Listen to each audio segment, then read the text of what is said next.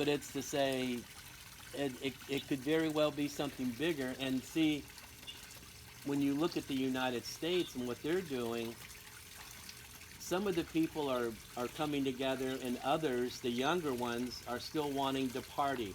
They're the partiers. They're the ones thinking of me first and not others when people's lives are at stake. Right. So there's an identifying and a separation, and it's like, well, whose side are you really on? You know, and this is kind of like when Joshua was faced the Lord, and he says, I'm neither on this your side or this side. I'm on the Lord's side. Whose side are you on? It's like Right. uh, you better you better get on the Lord's side with what's going on. So it's not man's politics that's going to save this. It's going to be the church's prayers. Right. And if the church, if you want to put a stop to the virus, then the church needs to pray. Because even when we're able, and like Dave said, we'll get through this, but at what cost? What expense?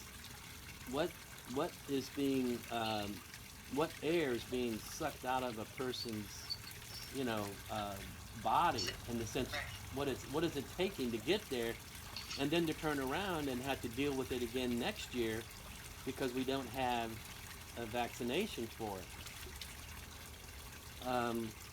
Joe, tell them about when we had the phone call with our attorney yesterday.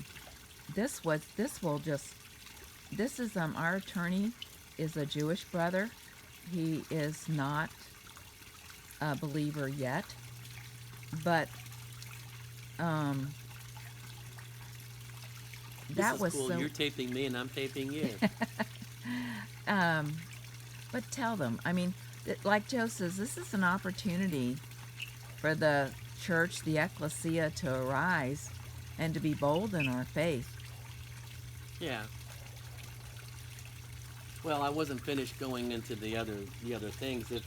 If you look at this as something that's bigger than 9/11, and you look at the results of 9/11, people were definitely scared and impacted by it for about 2 weeks, and then they shifted. Here, when the president of the United States calls for a national day of prayer, he gets mocked, he gets made fun of and ridiculed, and you know. So does the church in some degree, and you got others talking about the church, and that I think that's good. But it's the ecclesia. Remember, the ecclesia are the ones that are have been called out from the world, called out from the darkness, so that they can legislate the will of God on earth as it is in heaven. And so that means by prayer, we're going to shape and form and bring into agreement God's will right now, or by not praying, we're going to shape and form and mold the way that the enemy. If you don't submit, James 4:7, if you don't submit to God and resist the devil, then he won't flee. If you try to resist the devil but not submit to God, he's not going to flee. He's still there, Right. and he thinks that he owns this place. Right. So he definitely has a plan.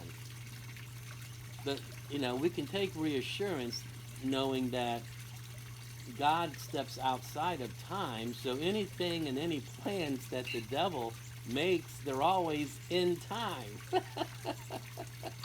you know, so that means he can't catch God off guard. And so there's no wisdom that the enemy can come up with that God hasn't already superseded